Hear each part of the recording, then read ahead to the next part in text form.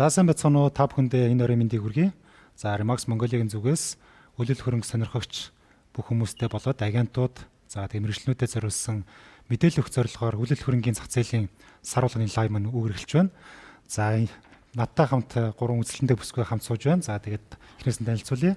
Remax Perfect Office-ийн брокер эзэмшигч хаттай уян байна. За Remax Mongolia бүсийн эзэмшигч хаттай бүжин лам байна. За тэгээд энэ сууж байгаа бүсгүй маань Remax East Office-ийн брокер эзэмшигч олон баяр байна. За тэгээд Ука гэж хэлчих гээд. За тэгээд бид өнөөдөр та бүхэндээ за мэдээж Remax Mongolia бүс 2021 он 1-2 дугаар сарда хэрхэн ажиллав, ямар үр дүнтэй ажиллав. За тэгээд 2 дугаар өстэй болохоор үйлдэл хөрөнгийн зах зээл дээр яг одоо нөхцөл байдал юу болж байна. За тэгээд ялангуяа сүүлийн үед яригдж байгаа орон сууцны үнэтэй холбоотой мэдээлэл өгөхөөр энэ цуусан байна. За тэгээд манай лайв нийтдээ нэг 30-40 минутын хугацаанд үргэлжлэнэ.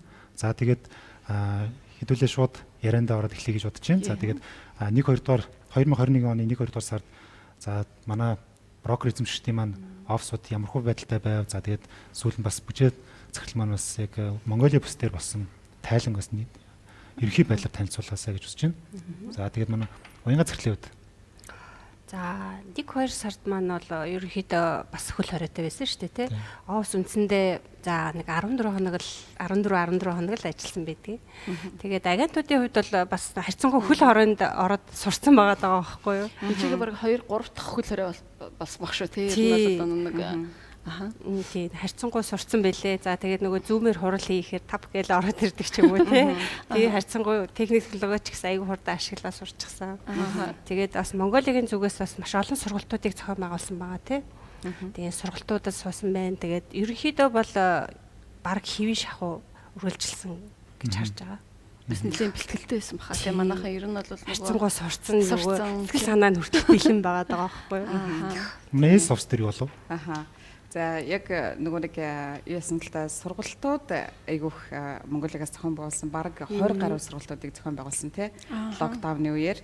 Тэгэхээр нөгөө энэ сургалтууд маань бол агентуудад маань баг одоо бас яг завгүй байх, өөрийгөө хөгжүүлэхтэй энэ карантины үеийг ашиглаад бас бизнесийнхаа төлөвлөгөөг одоо боловсруулах тэрэнд нь бас айгүй тустай байсан гэж харж байгаа.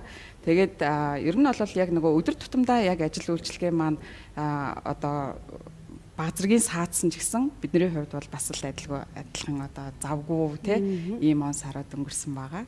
Тэгээ түрүүн би бас тайлан харж хат 2 дугаар сардаас чамгүй тооны борлуулалт хийсэн байсан. Манай хоёр офсод ирэхэд яаж борлуулалт хийв те. Яагаад ингэж бас хөл хорин саяллаа шүү дээ. Бараг талд нэг хөл хоритой байсан те. Хаагур намжуулаад ингэ борлуулалт хийчих манай. Ер нь бол нөгөө нэг яг хөл хорионы үед агентууд маань харилцагч нартайгаа ерөөсө холбоо ерөөсө тасалж болохгүй те. Тэгэхээр яг нөгөө үйлчлүүлэгч одоо тэр хүмүүстээ яг мэдээлэл идэвхтэй өгөөд одоо ер нь бол дижитал шилжилт бас явагдаж штэ тий. Тэгэхээр дижитал орчинд бол бид нэр ажлаа хэвэн явуулах бараг боломж байна гэж харж байгаа тий. Тэгэхээр яг тэрийг ашиглаад агентууд маань бас хөгжлүүлэгчтэй мэдээлэлээ өгөөд за яг нөгөө нэг хөл хорой суларсан үеэр нь бол яг тэр гүйлгээнүүдийг бол амжуулж хийжсэн тий. Дарж байгаа тий. Нөгөө агентуудын маань бас онцлог байгаа штэ. 12 сартаа хийсэн ажлын үр дүн 1 сартаа гардаг ч юм уу тий. Дараа сартаа үр дүн гардаг. Тий. Тэгээ бас нөгөө 20-ны үеэр чинь нөгөө нэг юу яаж байгаа штэ байр хайж байгаа нөгөө худалдаа авангчдын хувьд бол бас нөгөө өөрсдөө бас хөл хорионд орчихсон байр саваа үзэж чадахгүй. Тэгээд нилээдгүй бас ингээ хүлээлттэй тэд нар худалдаа авангчдын зүгээс бас нилээн хүлээлттэй байгаад байсан. Тэр нь бас мэдээлэл солилцдог бас боломж гарч ирж байгаа. Тэгэнгүүт л одоо яг мэргэжлийн эйжентүүд рүү яг холбогдох нөгөө уцаар ярих, мэйлдэх бүх юмнууд нэлээдсэн л та тий. Тийм байсан. За бүжээ захирал маань Макс Монголиа бүс дээр 1-2 дугаар сард ямар үр дүнтэй ажиллаа тайлангаа танилцуулъя тий төлөө. За тэгээ тэгэхээр юуны бүгдэнд нь энэ үдшийн мэндийг хүргэе. Тэгээд энэ цоо дээр чинь хэд их лайв болж байна ер нь? Одоо ингээд 5 дахь нь болж байна. 5 дахь нь. Зарим нэг сарууд үнжидсэн зүйл байгаа. 6 7 дахь нь болж байгаа юм санагдсан чинь тий арай биш юм байна. Тэгэхээр зэрэг ер нь бол нөгөө нэг яг он гараад хийж байгаа хамгийн анхны одоо лайв мэдээлэл болж байна. Тэгэхээр 2020 онд бол манай Макс Монголиа бүс маань бол нийтдээ 443 тэрбум төгрөгийн бол борлуулалттай ажилласан байна. 2021 онд бол бидний одоо үйл ажиллагаа илүү өргөжин дэлхийн хэрээр мөн зах зээл дээр бол бас дахиад нэлээд олон боломжууд гарч ирж байна гэж ингэж нийт брокеруудтайгаа бид нар брокер офсуудтайгаа стратегийн хурал дээр бол ярилцсны үндсэн дээр энэ жилийн хувьд бол 650 тэрбум төгрөгийн борлуулалтын төлөвлөгөөтэй ажиллаж байгаа. За тэгэхээр бүсийн борлуулалт руу оръё. Тэгээ би дөнгөж сая нөгөө лайв руу ирэхийн өмнө нөгөө бүх брокеруудтайгаа сар болгоно нөгөө мэдээлэл явуулдаг штэ нөгөө имэйлээр тий ингээд бүх нөгөө дата анализтаа ингээд бүх мэдээлэлээ яг явуулчаад ирсэн. За тэгэхээр зэрэг ер нь бол 2 сарын хувьд бол бид нар нийтдээ 30 тэрбум төгрөгийн борлуулалттай ажилласан байна. За жил болгоны одоо дата мэдээлэлээс үзэх юм бол ер нь бол 2 сар одоо зөвхөн одоо бас үйл хөдлөх хөрөнгөний зуучлалын салбар биш юм шиг байгаа маа. Ер нь бүхэл бизнесийн хувьд болохоор зэрэг 2 сар ер нь бол нэлээд тийм уналттай сар байгаад байдаг тийм. Нэгдүгürt бол нөгөө ажлын өдөр их цөөхөн байдаг. Тэгээ хоёрдугаарт бол одоо юуны энэ жилийн хувьд бол бүр ялангуяа талд нь бол хөл хориотой юм байсан учраас тийм. Тэгэхээр бидний хувьд бол 30 тэрбум төгрөгийн борлуулалт гэдэг бол бусад энгийн үеийнх одоо саруудтай харьцуулах юм бол харьцангуй бага тоо боловч гэхдээ бид нар бол саяны манай уянга захирал болон Улаанбаяр захирлын хэлснээр бол ер нь бол бид нар нэлээд бэлтгэлтэй байсны хүчинд бол бас нэлээд хүлээлтээс бол яг төлөвлөгөөний дагуу бол борлуулалтаа хийж чадсан байлээ. Тэгэхээр нийт худалдааны гүйлгээ бол 419 ширхэг буюу одоо нийт гүйлгээгээр нь бодох юм бол нэг 73% орчимд нь худалдааны гүйлгээ, үлдсэнд нь бол түрээсийн гүйлгээ гарсан юм үзүүлэлттэй байна. За тэгэхээр зэрэг энэ хүү график дээр бол та бүхэн нөгөө түрүүний ярьсан те 650 тэрбум төгрөгийн борлуулалт маань эхний 2 сарын байдлаар яг ямархуу явж байна гэд. Тэгэхээр нэг сард бол бидний төлөвлөгөө 45 тэрбум байснаас бол бид нар 38 тэрбум төгрөгийн борлуулалттай буюу 85%-тай бол ажилласан байна. За 2 сард бол 20.5 тэрбумын борлуулалтын төлөвлөгөөтэй байснаас 30 тэрбумтай ороод те 101% төлөвлөгөөний гүйцэтгэлтэйгээр ингээ ажилласан байгаа. Тэгэхээр одоогийн байдлаар бол 2 сарын 28-ны байдлаар нийтдээ 68 тэрбум төгрөгийн борлуулалттайгаар ажиллаж байна гэсэн үг. Тэгэхээр бид нарын хувьд бол за энэ дээр бол энэ график дээр бол та бүхэн Макс Монголиа бүсийн одоо Монгол улсын нутаг дэвсгэр дээр үйл ажиллагаа явуулж байгаа нийт Максчуудын сүүлийн 3 жилийн борлуулалтыг харж байна. Тэгэхээр цэнхрээр тэмдэглэсэн нь бол 2019 он, за цагаанаар тэмдэглэсэн нь 2020 он, за улаанаар тэмдэглэсэн нь бол 2021 оны борлуулалт байгаа. Тэгэхээр та бүхэн энэ графикаас ингээ харах юм бол хэдийгээр одоо хөл хорой цар тахлын нөхцөл байдал одоо бас өнөөдөр хүртэл үргэлжилсээр байгаа хэдий ч гэсэн те өнгөрсөн онтойгоо харьцуулахад бол дандаа өсөлттэйгээр 28-аас дандаа 40% дандаа өсөлттэйгээр бол явж байгааг та бүхэн харж болно гэсэн үг. За энэ дээр бол нөгөө борлуулалт үнийн дүнгээрээ харах юм бол нөгөө нэг нийт дүүрэг болгоноор ер нь ямар байна гэдэг нь харагдаж байгаа. Тэгэхээр хаан уул дүүрэгт бол манай нийт борлуулалтын 53% нь бол хийгдсэн байна. За энэ үзүүлэлт бол гэхдээ ер нь сүүлийн 3 жилийн турш ер нь хадгалагдаж байгаа. Тэгээ ер нь яг дандаа хаан уул дүүрэг дээр бол дандаа хамгийн өндөр одоо хувийг эзэлдэг хамгийн өндөр тооны борлуулалт хийгддэг 15.9 тэрбум төгрөгийн борлуулалт хийгдсэн байна. За үүний дараа дандаа Баслын тренд бол ер нь сүүлийн 3 жил бол яг хадгалагдаад байгаа Баян зүрх дүүргийн хувьд болохоор 25% нийт борлуулалтыг хийсэн байна. За үүний дараа Баянгол гэдэг ингээд орж ийн. За бусад дүүргүүд бол ингээд харьцангуй бага одоо үнийн дүнг эзэлдэг. Одоо энэ дүүргүүдэд бол яг шинэ бүтээн байгуулалт бол харьцангуй цөөхөн бол явагдаж байгаатай холбоотой нөгөө газрын нөгөө боломжоос хамаарат те газар болон яг бол үйл хөдлөх хөрөнгө бол дэд бүтцийн хөгжлийг дагаж ингэж хөгждөг ийм одоо онцлогтой салбар байгаа. За дархан эрдэнэтэд бол байгаа манай брокер офсуудын хувьд болохоор зэрэг ер нь бол 2020 оны сүүлээс ахуулаад ер нь бол нэлээд борлуулалтын хэмжээ бол нэлээд бас ихсэж ирсэн. Дархан эрдэнэтийн салбарууд манай бол яг үйл ажиллагаа явуулаад одоо 2 дахь жил рүүгээ орж байна. Тэгэхээр зэрэг эргүүлээд ер нь ингээ харахад үйл хөдлөх хөрөнгөний салбарт ажиллаж байгаа хүмүүс илүү туршлагачийн хэрээр илүү их боломжуудыг бас олж авдаг нь харагдаад байна тий. Ер нь бол тийм туршлага нэлээд хэрэгтэй одоо салбар гэж бас хэлж болно. Тийм шүү. Ер нь ингээл хугацаа ихсэх тусмал илүү одоо агентуудч тэр брокерч тэр туршлагажаад идэг тийм яг үнэ. Одоо манай офсоос ингээд 2 дахь жилдээ үйл ажиллагаа явуулж байгаа гэхэд яг жилийн өмнөх нөгөө нэг агентуудынхаа яг ажиллаж исэн байдалтай харахад бол 2 дахь жил дээр бол шал өөр болчихж байгаа. Шал өөр тийм харин тийм. Тэгэхээр ямар ч юмд ер нь бол нөгөө нэг туршлага бас хэрэгтэй, цаг хугацаа хэрэгтэй байдаг. Тийм. Миний хувьд ч гэсэн бас өөрчлөлтөд ажиглагдаж байгаа шүү. Бидний хувьд ч гэсэн бас өөрчлөлтөд ажиглагдаад тий. Бас ингээд яг энэ яг Remax-ийн одоо яг энэ бизнес модель дээр ингээд бараг 6 дахь жил рүү орж байгаа. Тэгээд бас хэмиг ойлгож аваад явж байна. Тэр нь бол бизнесээ ер нь бол нэлээд сайн одоо бас ойлгодог болоод тэр нэг л ястай үе шатуудаа туулаад тий. Илүү туршлагажаад л манай Perfect Office одоо хэдэн жил болж байна?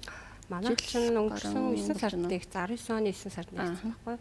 Тэгэхээр чинь жил хагас шахуу. Яг жил гарантаа жил хагастай тий. Ааха.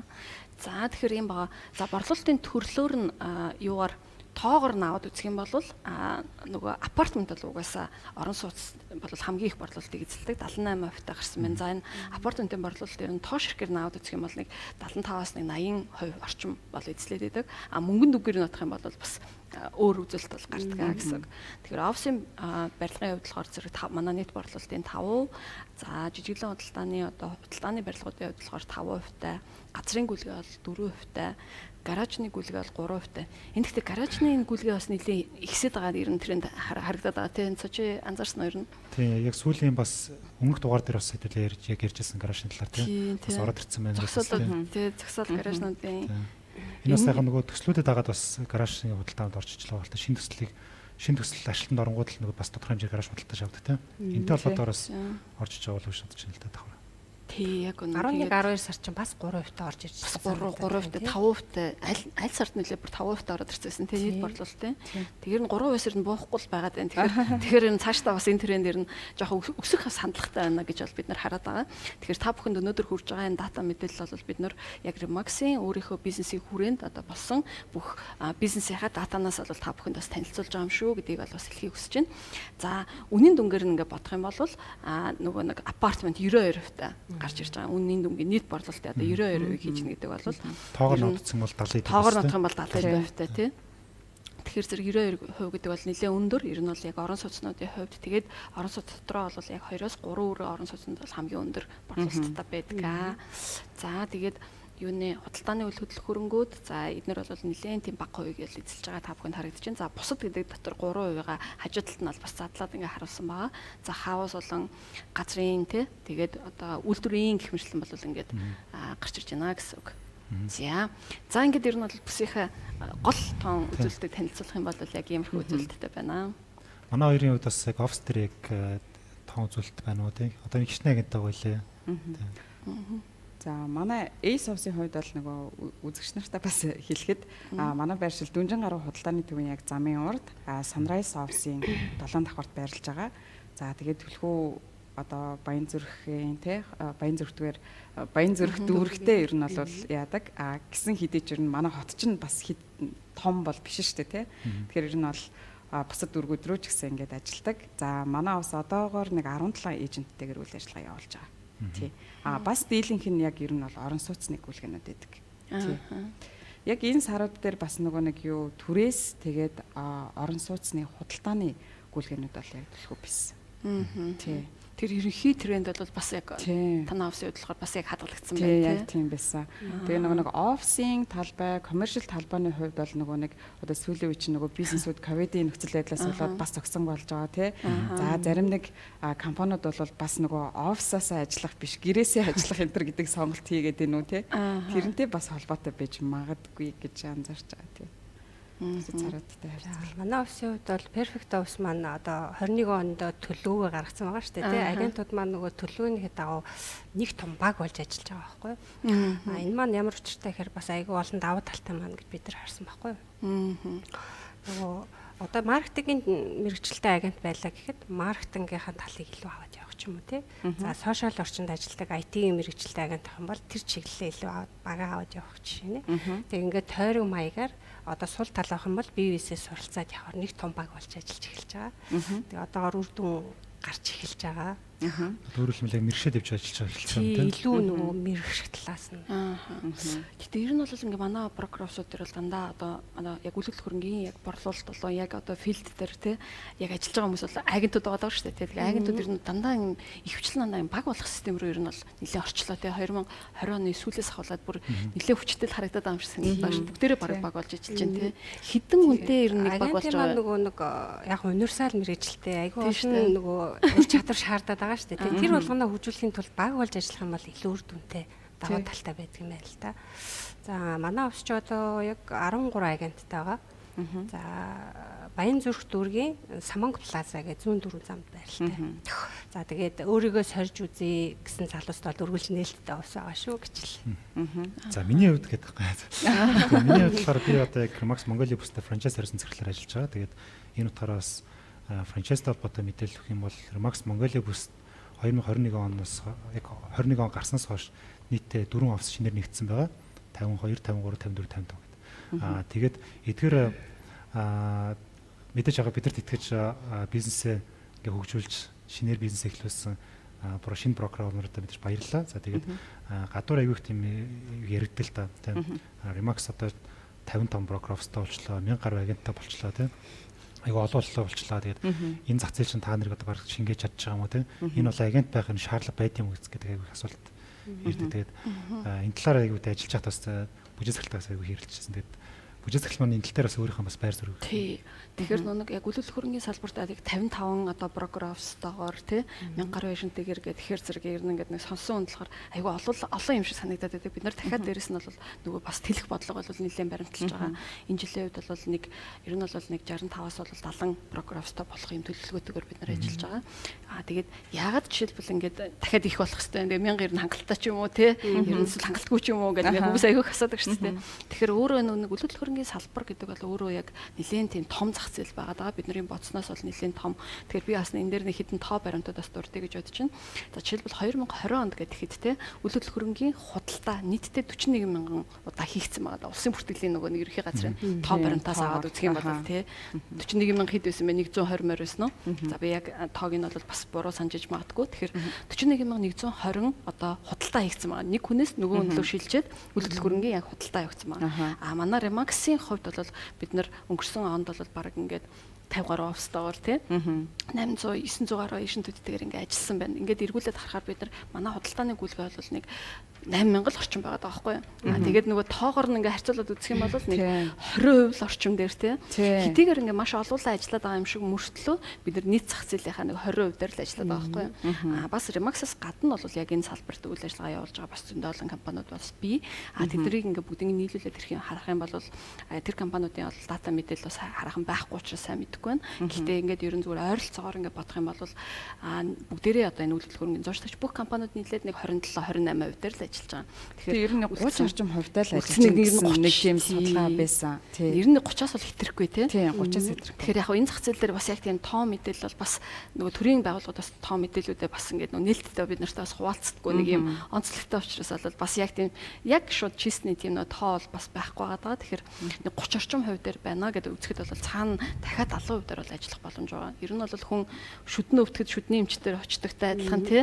Хуулийн зөвлөгөө хэрэгтэй болоход хуульч дээр очдгийн адилаар үйл хөдлөх хөрөнгө авах гэж байгаа бол үйл хөдлөх хөрөнгийн мэрэгчлэлтэн гэдэг хүн дээр очих юм бол яг амьдралдаа хийж байгаа тэр хамгийн том сонголтуудынхаа нэгийг бол маш зөв хийх бол ийм боломжтой болдог тийм. Тэгэхээр зэрэг яг тийм нөгөө мэрэгчлэн гэдэг хүн бол тэр хүнд тусалдаг хүн, өөрийнх нь цаг цаавыг хэмндэг хүн бүх насаараа ингээд хуримтлуулсан мөнгөөрөө дахиад бүр дараагийн баг 15 жилд хуримтлуулах мөнгөө хүртэл ийшгээ хийх гэж байгаа тийм том сонголтыг хийх гэж байгаа тохиолдолд бол яалтчгүй мэрэгжлийн хүний зөвлөгөөг авч иж тэгээд өөртөө чинь хичнээн сонголт байна. Магадгүй хүмүүс нэг юм уу хоёр сонголтоос л өөрийгөө сонголтоо хийчих гэдэг юм шиг харагдаад идэв тий. Тэгэнгүүт бид нартай харьцах юм бол энэ чинь бүр 10 сонголт 20 сонголтууд дотроос та бүр ингэ шилж агаад бүхэл одоо давуу болон сул талуудыг үнэлж агаад авах боломжтой гэж бол харагддаг тий. Тий. Яг тийм байдаг шүү. Бодит зах зээлийн үнээр бас тий. Өө тий яг үнэ бодит зах зээлийн үнэ гэдэг бол айгүй чухал мэдээлэл байгаа байхгүй юу?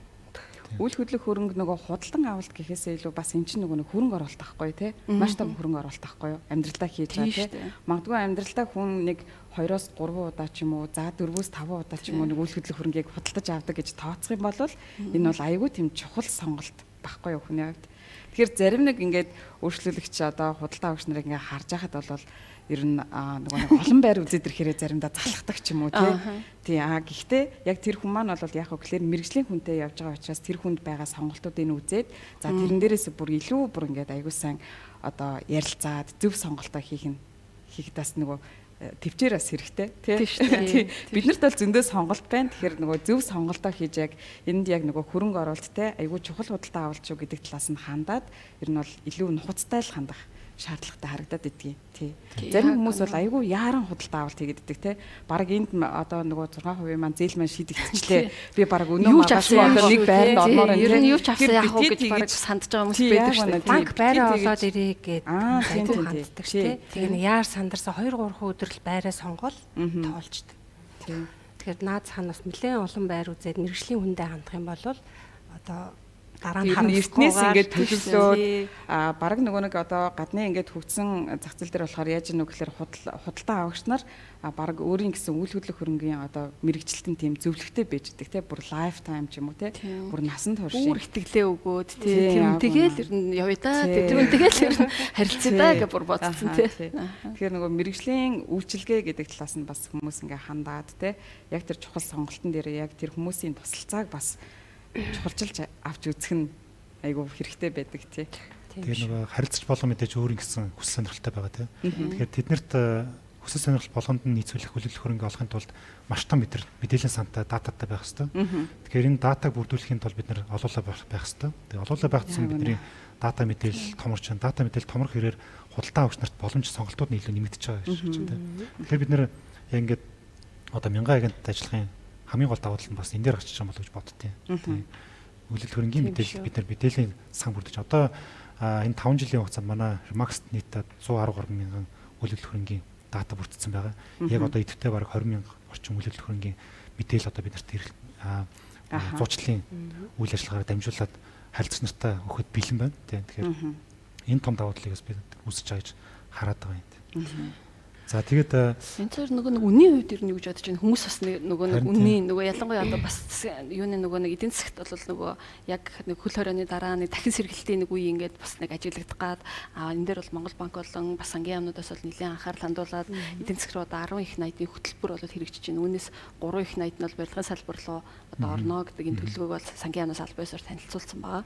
Тэгэхээр яг үнэтэй холбоотой ер нь мэдээлэл дээр бас энэ цаа танилцуулсан. Би бас яг сайн яриаг нь сонсч байгаад яг энэ талаар ярих мартсан байна. Манай үндсэн сэдв мартсан юм. Тэгээд үндсэн сэдв маань 2 дугаар сэдв маань байсан тийм. 2 дугаар нь юу гэхээр яг энэ үйлдэл хөрөнгийн үнийн талаар одоо яг 21 он маань гараад бас тодорхой хугацаа өнгөрцөн байна тийм. 3 дугаар сар гарцсан байна. Тэгээд цаашдын үнэн одоо эргэцсэн яах вэ гэдэг талаар аюул олон үзэгчд маань бас мэдээлэл авахыг хүсэж байгаа байх. Тэгээд энэ талаар би эхлээд та бүхнээс асууж ирж байна л да. Сая хэлсэнтэй нөгөө ипотекийн зээл дээр бас тодорхой хэмжээний санхүүжилтэн шийдвэрлэгдсэнтэй холбоотойгоор үйлдэл хөрөнгийн үн өсч магадгүй. За бүр цаашаа ингэ дамжаад бараг хөөсрөл болох хэмжээний бас хүмүүс ингэ төсөөлөлтөй байгаад байна. За энэ бол нэг зарим хүмүүсүүд лайц тий зарим хүмүүсүүд яг боломжийг шаарч магадгүй. Тэгээд яг энэ үнийн хувьд та бүхэн яг хэр зэрэг өснө гэж бодож байна уу? За тэгээ бүр ингэ хөөсрөх хэмжээнд болох болов гэж бодож байна. Ер нь юу гэж бодож байна та бүхэн? Тэг хөөсрөл гэдэг ер нь юу гэж харж байна те?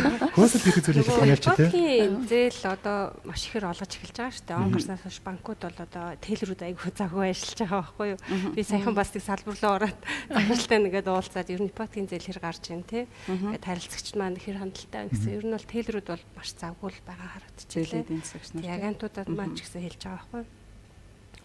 Тэгэхээр бас нөгөө авах сонирхолтой худалдаа авагч нар байгаад байна. Нөгөө талдаа нөгөө нийлүүлэлт нь ингээд аль нь бол одоо бид нөгөө сизээ орж байгаа шүү дээ тий дулаараад. Тэгэхээр ер нь эрэлт нийлүүлэлт маань ер нь маш нэлээд их явагдах байх. Тэгээ үнэтэй холбоотойгоор бас үн бас жоохон нэмэгдэж байгаа тал ажиглагдаж байгаа байхгүй. Энэ эрэлт нийлүүлэлт талаас нь яаж чинь тий. 6%-аар нөгөө нэг яг олгож зээл ипотекийн зээлийг олгож эхэлснээс хойш яг оны сүүлээр бол нэлээд нөгөө зээлийн одоо нөгөө санхүүжилт нь яг ирээгүй байна гэд банкуд бол нэлээд хүмүүс ингээ буцааж исэн. Тэгээд нөгөө айгүйх ингээ хүлээлт үүссэн тий. Нөгөө харилцагч нар манай үйлчлүүлэгч нар болохоор яаж исэн гэхлээр ингээ зээлийг судлуулсан. Тэгээд бүр 2-3 сарын дараа гэсэн юм хүлээлттэй байна.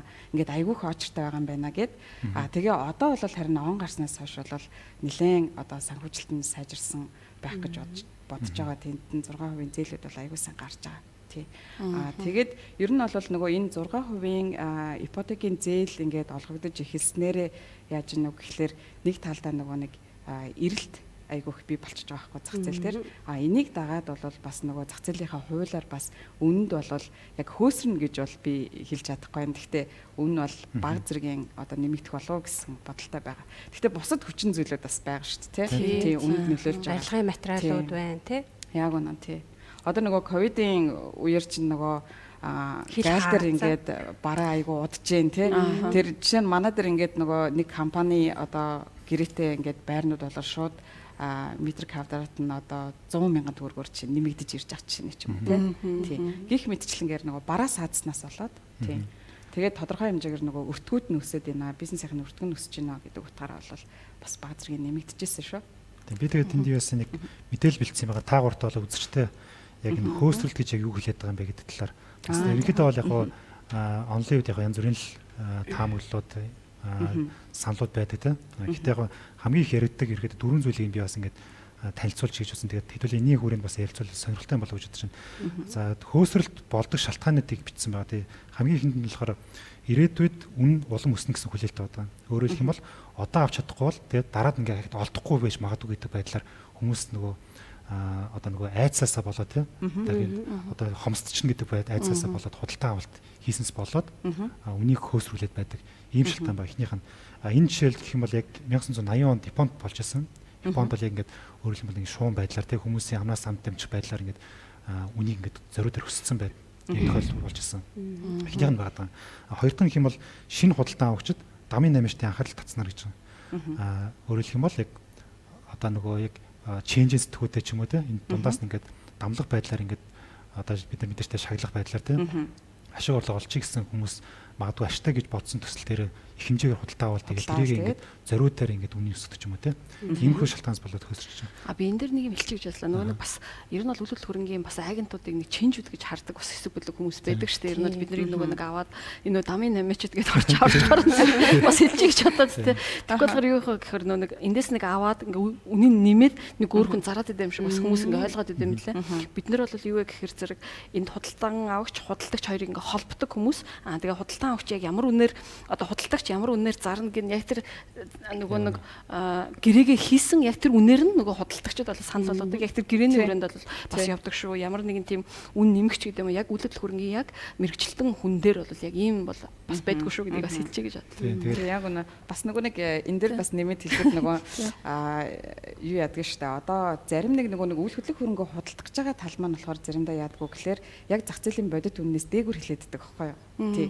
Тэгэхээр бид нар яах вэ гэхээр нөгөө агентууд маань яг тухайн зах зээл дээрээ судалгаа хийгээд те за энэ үйлдвэрлэл хөрөнгөний ер нь бол яг одоо бидний ингээд дата санд бол яг зах зээлийн бодит үн явж идэг. Тийм тэгэхээр тэндээс бид нар бас судалгаагаа хийгээд за ер нь бол яг зах зээлийн бодит таньж чинь яг иймэрхүү байна шүү. Тэгэхээр та энэгээр нь ер нь одоо те ингээд зах зээл дээр энэ бүтээгдэхүүнийг гаргуул зүгээрээ наа гэдэг талаас нь бас зөвлөгөө өгдөг. Тий. Тэгэхээр нөгөө нэг одоо дамын 8 гэж ойлгоход бас биш энэ өөр дамын 8 тийм яаж яг энэ сатал дээр ажиллаж байгаа манай зуршлагч нарыг угаасаа яг бодит мэдээлэлд үндэслэж зуршлаа хийдэг болохоор яг энэ дамын 8 change гэдэг үйл нь аллерги дэмждэг гаргалтай гэдэг. Яаслахад тийм айгу муухай сонсогддог өмнөд байгаа тийм. Энэ бол мэрэгжлийн хүмүүс байгаа. За тэгээд үргэлжлүүлэх юм бол зээлийн хүний түвшнээс болоод хөөсрөлт үүсдэг гэж байгаа. Та бүхэн мэдж байгаа тийм 2013 онд нэг орон сууцны ипотекийн зээл гарснаас холбоотой гарсны дараад нь маш их хөөсрөл явагдчихтэй. Үнэ өссөн байна. 15 онд илүү 13-аас 15 онд ерөөхдөө бол.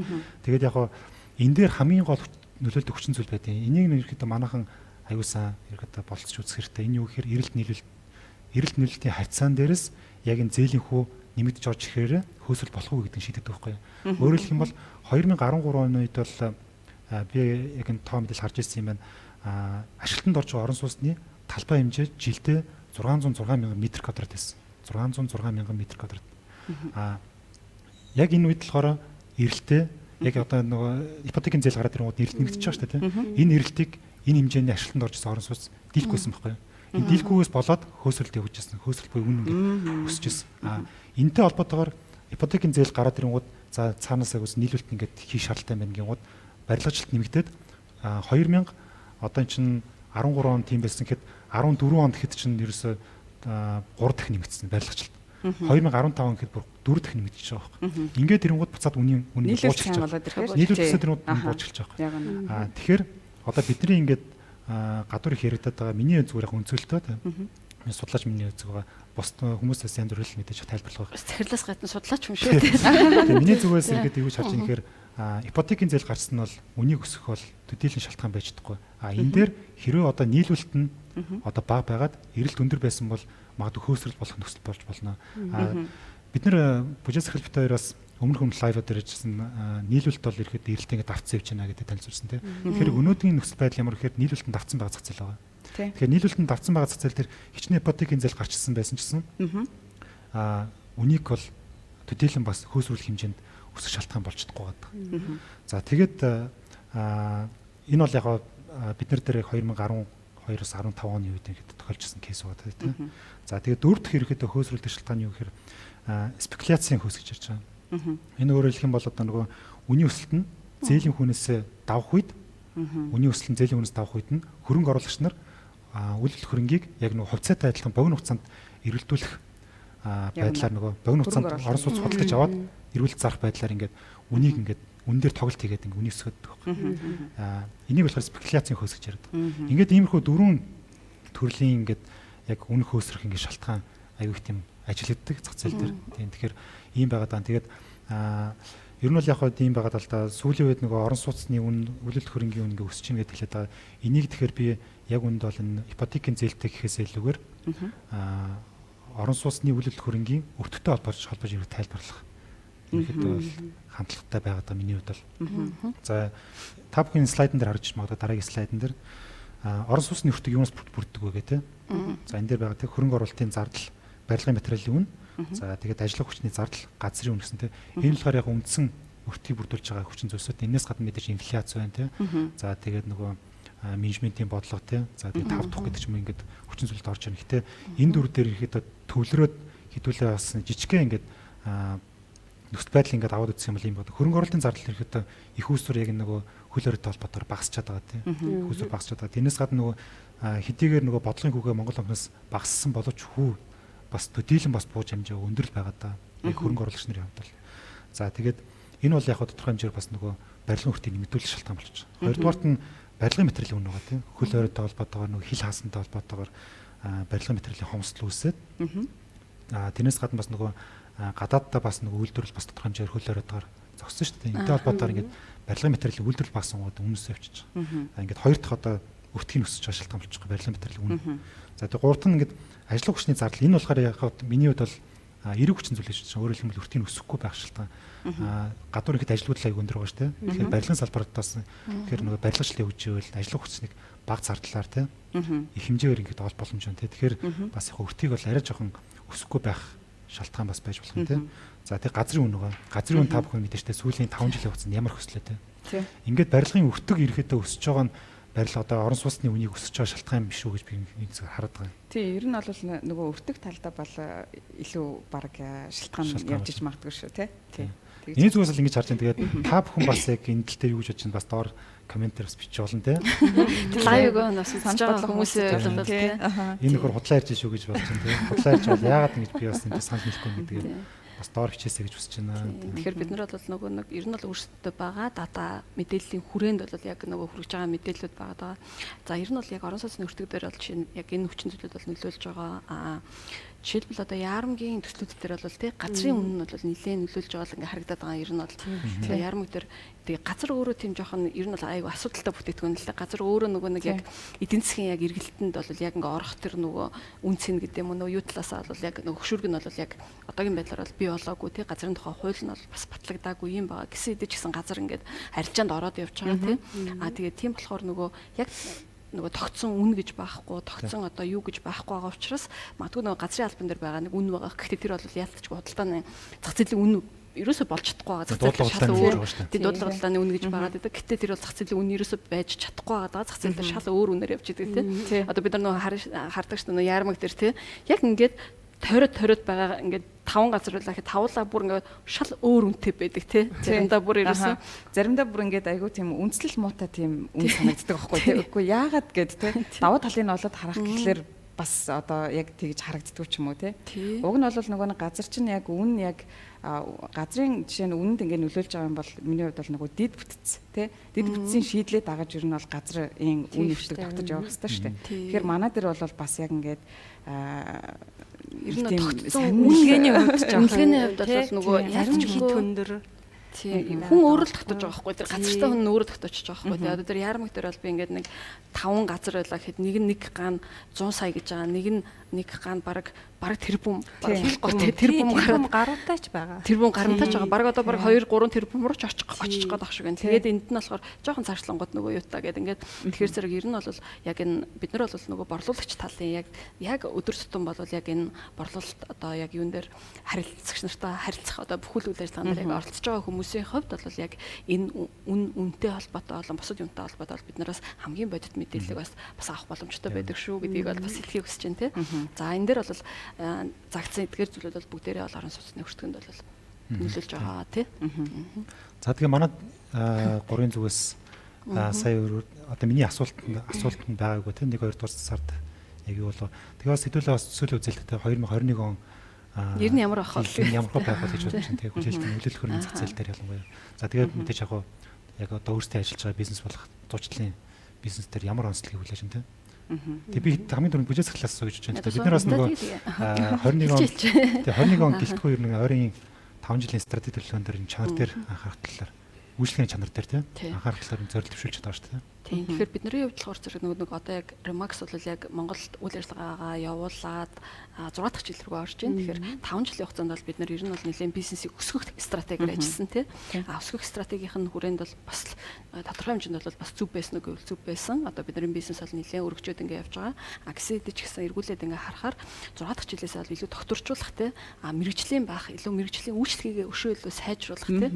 Ийм одоо нөгөө зорилгыг төвшүүлээд бид нар professionalism буюу одоо мэргэжлийн байх гэдэг ийм маш том төслийг бол хэрэгжүүлээд явж байгаа. Тэгэхээр сая хөл өрөөний үеэс ахуулаад бид нар бүх одоо эйжентүүдийгээ бүх брокеруудыгаа сургах тий хоорондоо туршлагаа хуваалцах ийм маш том үйл ажиллагааг бол хийсэн. 22 сургалт хийсэн мэлээ шүү дээ. Саяны хөл өрөөний үеэр ч юм бүр хийсэн шүү дээ. Тэгээд энэ мэргэжлийн одоо дүр төрхийг бүрдүүлээд мэргэжлийн үйлчлэгийг үзүүлэх гэдэг дээр бол бүр ингээ алхамаар ингээд одоо төлөвлөөд те энэ дээр ингэснээр яах вэ гэхээр бид нарт хандсан үйлчлэгч нар хамгийн мэргэжлийн сайн үйлчлэгийг аваасаа энэ салбар чи өөрөө бас нөгөө нэг тусгай зөвшөөрлөлтөд лицензтэй салбар болчиход байгаа. Та үнэхээр одоо үйлчлэл хөрөнгийн лицензтэй хэрвээ мэргэжилтэн юм бол үнэхээр одоо маш сайн үйлчлэгийг үзүүлэх ёстой гэдэг одоо энэ шаардлагыг бол тавиа явж байгаа. Тэгээд үнэтэй холбоотой орол бас дотоод одоо нөгөө хяналт шалгалттай холбоотой тий юутай аудиттай холбоотой юмуд бол нэлээ хэрэгжиж ингэ явж байна. Тэгэхээр та бүхэн утгагүй нэ бас үр дүнг нь бол мэдэрнэ гэдгийг бол хэлмээр байна.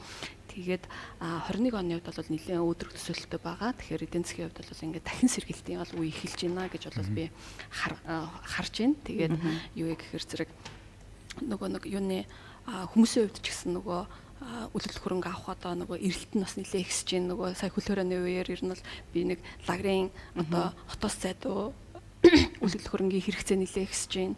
Байраа томруулах хэрэгцээ бол нэлээд ихсэж байна. Дээрэс нь бол нөгөө нэг хадгаламжийн хүү өөрөө нөгөө нэг багасж байгаатай холбоотойгоор хүмүүс үлдэл хөрөнгө рүү хөрөнгө оруулалт хэлбэрээр бол яг оруулах нь бол маш ихсэж байгаа.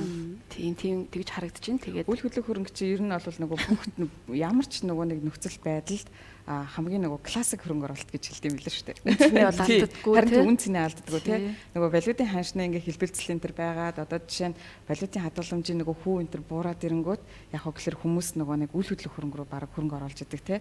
Тий үн цэнийг одоо хадгалахын тулд гэсэн үг шүү дээ. Тэгээд төрөлхтөл асуу таны хувьд 21 оныг яаж төсөөлж байна? 21 оныг одоо өдрөг хүртэл төсөөлж штэ. Тий. Өдрөгөр төсөөлж जैन. Тэгээд одоо сүүлийн хөл хорионд орсон гэж найдаж байгаа. Тий. Тэгээд бас нөхцөл байдал сайн болоод тий.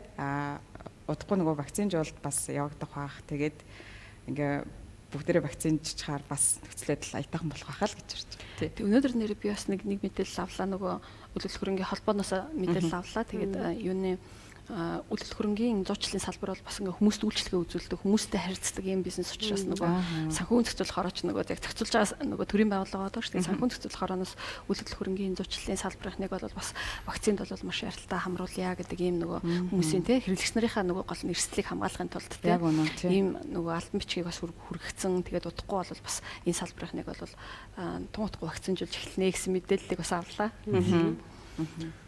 За уянга захирлын үед миний хувьд ч гэсэн бас УК захиралтай адилхан бодолтой байна. Тий 21 оног бол одоо өөдрөгөөр харж байгаа. Бас харьцангуй агентууд маань ч гэсэн бас нэлээд дадлаг туршлага суусан байна тий. Ер нь маш өөдрөгөөр л харж байна да. манай өөдрөг хүмүүс бол Өөдрөөс энэ цоор нь жоохон юугаар хараад амаа ч. гүүг яалаа шүү. 21 он бол яхахгүй уусаа өсөлтийн жил байх болов гэж би бас харж байна. Тэгээд биднээс нөгөө Монголын бүс дээр бас тавьсан зорилго маань 2020 он хэдийгээр нөгөө бүх цаг үеийн хамгийн өндөр борлуулалттай байсан боловч тэгээ 21 оныг бас тэрнээс давуулаад эшкор дээр хэлсэн нэрнэ байгаа юм. Өнөөдөр сая юу вэ? Бид нар чинь нөгөө яг Ремакс ч өөрөө нийт дэлхийн 110 гаруй улсад үйл ажиллагаа явуулж байгаа. Тэгээд Ремакс тэр дундаа манай Ремакс Монголын бүс манаас Аз Номхон талаан бүстэй хамгийн шилдэг бүсээр шалгарсан байгаа. Тэгээд энэ маань бас 4 удаагаа болсон тийм. 4 удаа сүүлийн 4 жил дараалан болсон байгаа. Тийм яг нөгөө Хятад одоо юу гэдэг нь те Солонгос, Япон гэдэг ч юм уу те дандаа том улсуудтай хэдэн саяар тооллогдох хүн амтай улсуудтай өрсөлдөд бас бүсийн шилдэг шалгарсан нийт агентуудаа болоод брокер эзэмшигтэй ба тэдний харилцагч нартай бүгд нь бас баярлалаа гэж хэлье. За тэгээд тэгэхээр биднийг бас сонгож те бид нарт одоо ихтгэл найдвар хүлээл гэж бол бид нараар үйлчлүүлдэг те үйлчлүүлэгч харилцагч нартай бол маш их баярлалаа. Тэгээд та бүхнийхээ